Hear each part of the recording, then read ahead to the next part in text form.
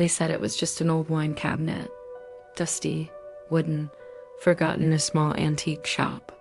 But when Kevin Mannis bought it in 2001, he didn't just purchase an object, he welcomed something else into his life, something ancient and malevolent. Kevin intended to give it to his mother as a gift, but before he could, strange things began happening. Shadows moved on their own, light bulbs exploded, and one night, he heard whispers in a language he didn't recognize. His mother finally opened the box on her birthday. She suffered a massive stroke that very same night. Coincidence? That's what Kevin thought until the dreams began. Visions of a terrifying old woman with sunken eyes and blackened teeth. Kevin gave the box away, but each new owner came back begging him to take it back. Nightmares, illnesses, hallucinations. One woman reported her hair falling out in clumps. Another said the box screamed when she tried to burn it. Then came Jason Haxton, a museum curator who studied folklore and the occult. He was skeptical until his eyes began bleeding. Doctors had no explanation. He buried the box in the ground, surrounded by salt and holy objects. But the curse didn't stay buried. People who merely touched the box reported being haunted. Electronics malfunctioned. Animals refused to go near it. And those who tried to profit from it paid a terrifying price. Some believe the box contains a Dybbuk, a malicious spirit from Jewish folklore, a soul that refuses to move on, angry, vengeful, and now, attached to whoever dares open its prison. A video surfaced online. Someone filming themselves opening the box. Laughter turned to screaming. The camera shook violently, then went black. The uploader was never seen online again. The Dybbuk Box became infamous. Zak Bagans from Ghost Adventures acquired it for his museum. Since then, visitors faint.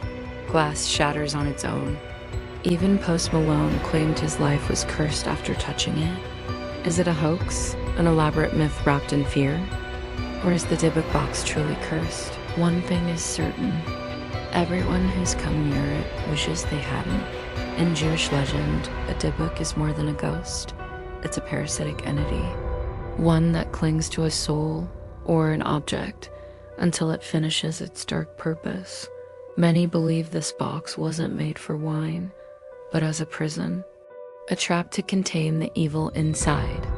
Inside the Dybbuk Box were strange items, locks of hair, old coins, a dried rosebud, a goblet, and a mysterious candle holder scorched at the base, each object possibly part of a ritual, a binding spell. Researchers traced the box back to Poland, 1928, owned by a woman who had survived the Holocaust. She was deeply spiritual, practicing Kabbalah. Before her death, she warned her family, never open it, never let the Dybbuk free. Kevin Mannis later said he began speaking in tongues. Strange languages spilled from his mouth in his sleep. He woke up with bruises, scratches. His friends refused to visit, and his home began to smell like rotten jasmine and ammonia. Every owner told the same story, nightmares. Visions of the same woman, black hair, hollow eyes, crooked grin. They tried to get rid of it, but it always came back, returned, delivered, abandoned on doorsteps like a warning. Skeptics claimed it was all psychological. That belief alone was creating the terror. But skeptics didn't explain the burns, the hospitalizations, or the priest who tried to bless the box and died 2 weeks later. When Zak Bagans brought the box to his haunted museum, he placed it behind bulletproof glass. EMF meters exploded near it. Even staff refused to clean the room. And one night, the alarms triggered at 3:33 a.m. Bagans invited Post Malone to view the box. Post touched Zak's shoulder as Zak touched the box. Within a week, Post's private jet failed midair, his Rolls-Royce crushed, and his house was broken in two. Online forums filled with stories of people seeing the box in their dreams, feeling watched after watching videos about it. One man swore he saw the woman standing at the edge of his bed, whispering. Now the box remains sealed, buried behind glass, salt, and prayers. But some believe it's not enough. That the Dybbuk's influence can seep through screens, stories, even words. So ask yourself, are you watching this alone? Zak Bagans began to hear whispers inside the museum. Staff reported shadows moving behind the display glass. One night, the temperature in the Dybbuk room dropped 20 degrees in less than 5 seconds. Surveillance footage? Static, unusable. People who visited the museum claimed they felt altered, as if something followed them home. Several guests fainted. Others screamed and ran before even entering the room. Some never returned and refused to talk about what they saw. TV crews filming the Dybbuk Box suffered bizarre accidents. Camera lenses cracked without reason. Lights exploded. One sound engineer was hospitalized after suffering a seizure. While editing the footage, a spiritual medium came to confront the Dybbuk. She stood before the box, eyes closed, hands trembling. Suddenly, she collapsed. When she woke up, she said one thing: it's not just a spirit, it's something older. Some believe the Dybbuk is a fragment of a greater evil. Not a ghost, but a shadow.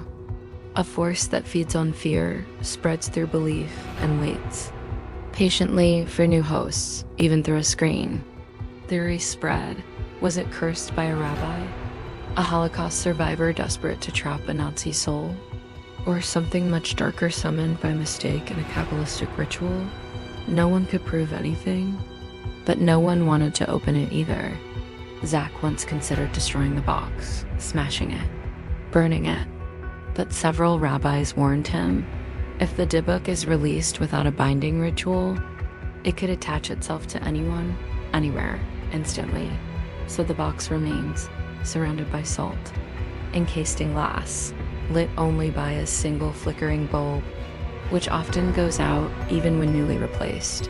They say the Dybbuk waits for curiosity, for belief, for someone foolish enough to doubt, and in doing so invite it in.